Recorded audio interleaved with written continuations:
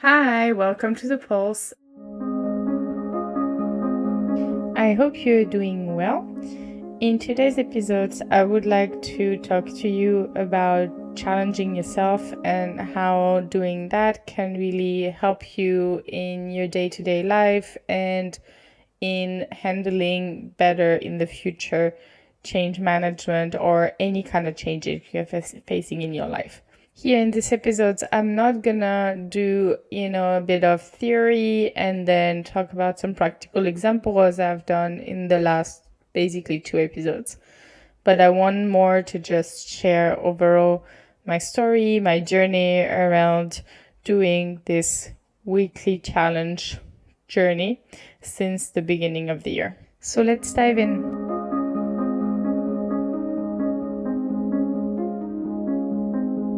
As I said, I've been basically I started end of last year. I was thinking about my year. So we are in 2025 and I wanted to define what I could do this year when it comes to personal growth, personal development.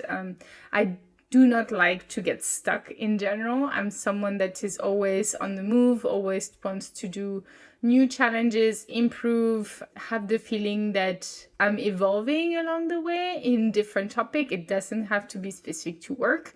It can also be personal life, it can be sports, it can be learning a new language, whatever it is. I have the feeling that I always want to learn something new. I don't want to be, as I said, and nothing against doing that, because I also think that I have to learn to take some time to rest.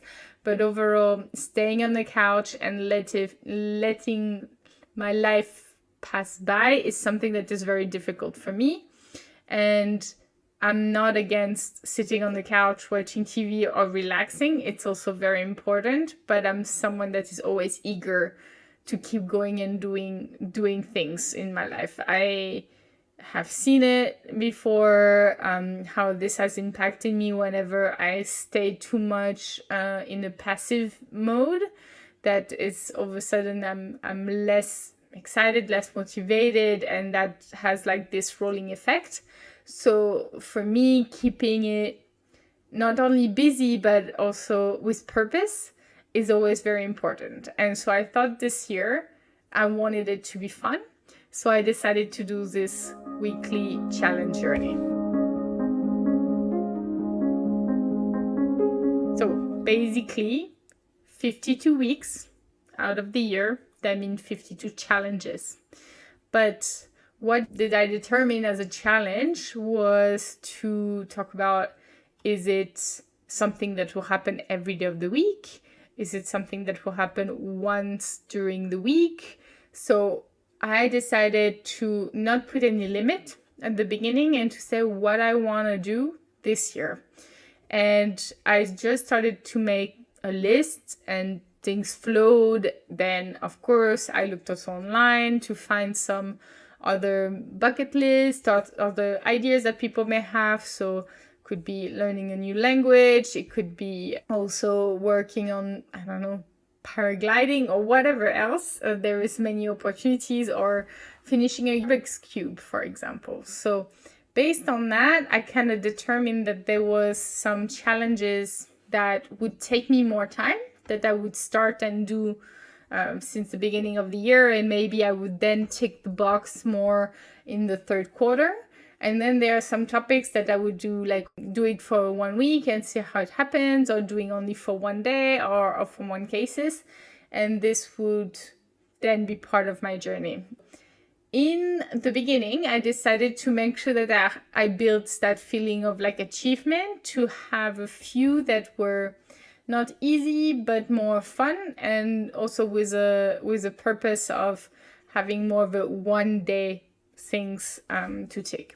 So the first challenge I did was, my freestyle swimming is not the best and I always wanted to improve. So I knew that in December and early Jan I would be taking lessons, so I decided to make it like by the time I finish my 4 private lessons, I would be ticking it as like, yes, I am now able to freestyle swim easily, no problem, not feeling I need to take a breath after one round or something like this. So this is what I wanted to do. And then the second challenge was to finish a Rubik's Cube, which I, of course, had to go online to check, to understand how people do it, etc. So I don't think I am an expert, but at least I finished it once, so I was pretty happy about it. And those were the kind of challenges that I was putting on my plate at the beginning. And of course, it had to be fun. It had to be an element of, okay, I will be building along the way, and I cannot make the challenges that are the less comfortable at the beginning. If not, this is never gonna stay and stick for a long time. Then came a little bit later, I think I started around February, to have more challenges that are helping me on my day-to-day life. So this would require some weeks to do something every day. So I had the case, for example, to do 10 minutes of yoga per day. And I had written actually to do it in the morning, but after I think the second day, I think I started Monday, was fine, working from home. Tuesday already I had to go to the office, and I'm in a rush in the morning most of the time, so taking really that 10 minutes did not feel very comfortable. I almost had the feeling that I needed to wake up earlier, and that was never the objective. The objective was for me to do this in order to slow down and take a breather and relax. And so I saw very quickly that this was not gonna work. So I decided instead to do it in the afternoon or the evening from the Wednesday onward, and to do it actually right before bed. And that was a super mega success. So I kept going until Sunday, and I felt like I could consider it to be ticked and to be a good challenge. And what I did, and this was for the case of such scenarios, of course, a habit is not built after a week. We know that. We need more time. So this change in my daily routine needed to become more important, because I also decided on that. That was kind of my results of this challenge, and I decided to add this. So I kept going afterwards. So while of course I had a different challenge the following week, I still considered to add this 10 minutes into my routine. But of course, the next challenge next week couldn't be something that was added into my routine. If not, that would be too much at once. So I decided to change all my plans for the rest of February, and to make sure that that one would still remain. And I would make some other challenges that were less impacting my calendar overall for the rest of the month, so I can really build around that topic. And I would say I don't do it every day right now.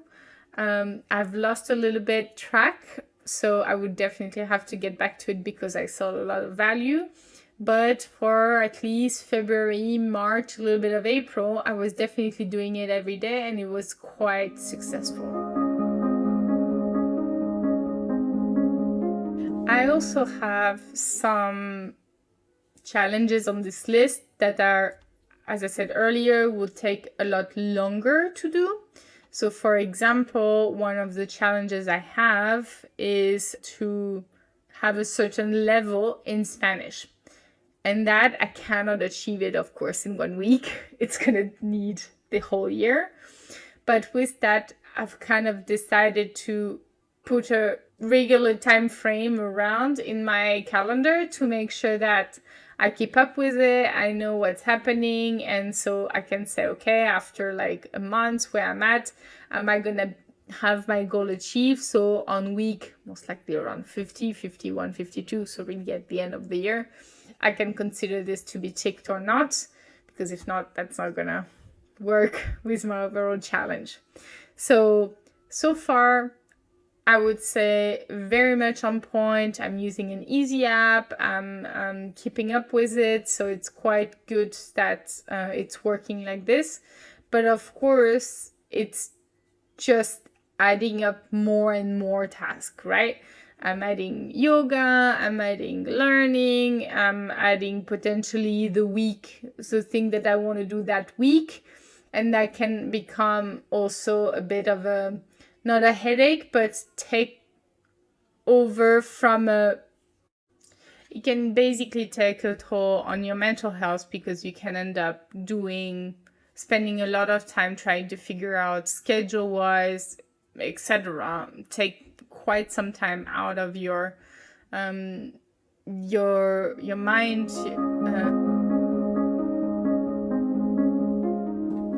So those are some of the challenges I've done.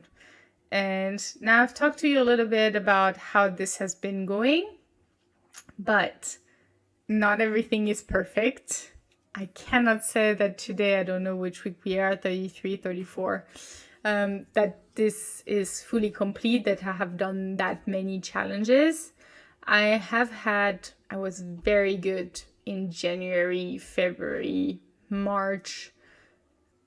Then April became a bit of a struggle. I cannot pinpoint yet why.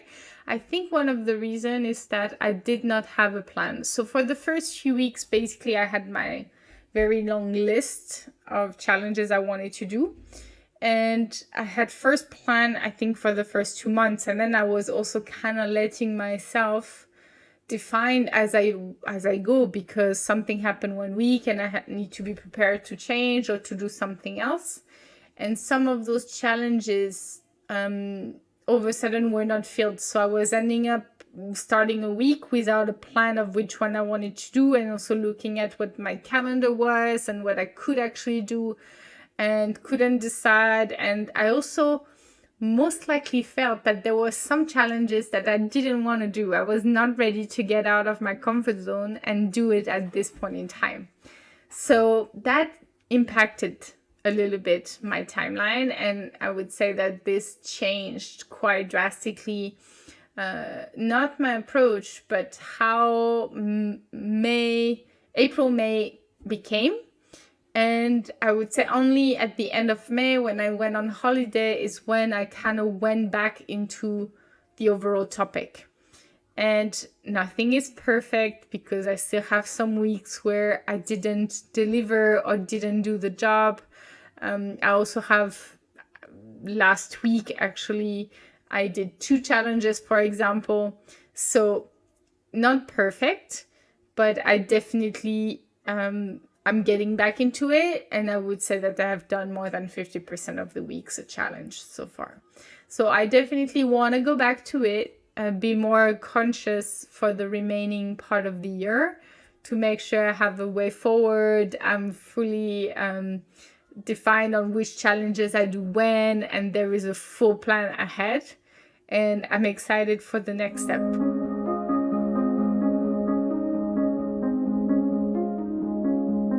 This podcast is actually one of my week's challenge. This is one that I will be ticking, of course, as I have started. So I'm already recording ahead, because I didn't want to get overwhelmed at the beginning. So this is actually coming up, I think, only in August, but I recorded it beginning of July. So this was definitely a tick for one of those weeks.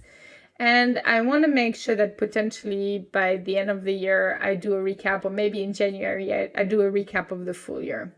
But I talked in this episode at the very beginning about change. And I want to tell you what are the learnings I had beyond just what happened of all those challenges. And I'll start with this simple topic that I just talked a minute ago. This was sometimes very difficult to choose a challenge that was going to get me out of my comfort zone. I think it's never easy for anyone to push themselves out there, to get out of their actual comfort day to day, and even more when you are in a moment in your life where things are not going according to plan. You may not want to get out of the comfort zone at that point in time. It doesn't feel right. You need to feel like cozy and good. And even me, that I'm big on always exploring, always doing new things, there is moment in my life where I'm like, no, this is too much. I need to get back a bit, I don't want to say to my cocoon, but to my environment, a bit safer. safer place that I know with things that I know. So you have to always be willing or easy and helping yourself, not being too judgy when you're dealing with a change. It's important that you take it one step at a time, that you take it also as fun. Okay, let me improve. Let me see what I can do.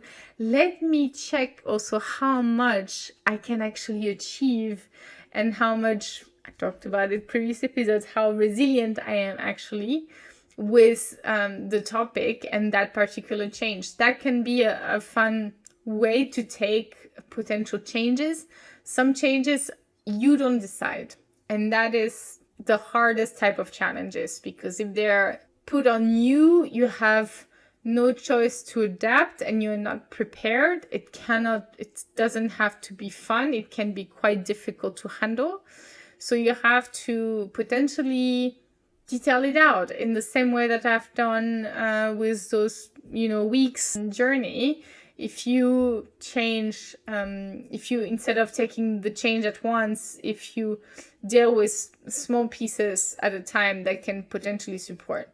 But then whenever you have a change that you decided, okay, I want to go for that change, I want to develop and grow in that area. For example, if it is work, if it is personal, as I said, it can be all over the board. It can be having a kid, it can be switching country, it can be learning a language, switching job, companies, moving in with someone, whatever it is. It's a challenge and it's a major change that you have to adapt to, but those are most of the time positive change. So you have to take it in that way, that even in the difficult time, things will be okay. And I would really advise highly to break it down to smaller steps for you to accept it or feel good about it. And also to make sure that whenever a step doesn't feel right, you can either go back to it or try to analyze what went wrong, what went right. Make sure that you don't say, okay, I have to accept it and move on. It's the same thing what I did with my challenges. Whenever I was feeling like, this one, it doesn't feel right for me. Okay, let me think about it. What felt right, what didn't, how can I adapt it, etc., etc. So you always can do that mini recap for yourself, and that should help you feel more comfortable overall.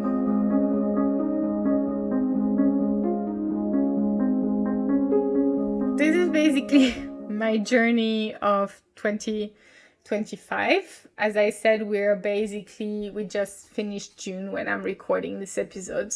So I have a lot more of challenges to do ahead. Some are scaring me. Some I've already started. I'm already on the way, and I'm very hopeful that by the end of the year I will accomplish them. And some that I literally haven't started and I should start, or at least look into it or work toward it. So step by step, I'll do a follow-up episodes most likely end of this year, beginning of next year, to let you know how the journey went overall. But feel free also to drop in the comments or on social media, what are the challenges you did this year and how did this help you and how did you grow from it and what did you learn from it and was it fun or not, and would you recommend, but potentially that can give ideas to people. I'm happy to share some of the examples that I will put, I think, in the comment of the episode, so you can also check some of the examples of weekly challenges that I've done. Maybe that inspires you to do some of them. I will also put the one that I'm about to do, so it will be just a rough list. I hope you enjoyed. I know it was a bit different than the previous one, but it was very fun for me to do today. Please share, subscribe, comment, like, do everything that you usually do in order to support your favorite podcast. I really do appreciate you spending some time listening to this episode and listening to the pulse. Thank you so much, and I wish you a very nice rest of the day. Talk soon. Bye.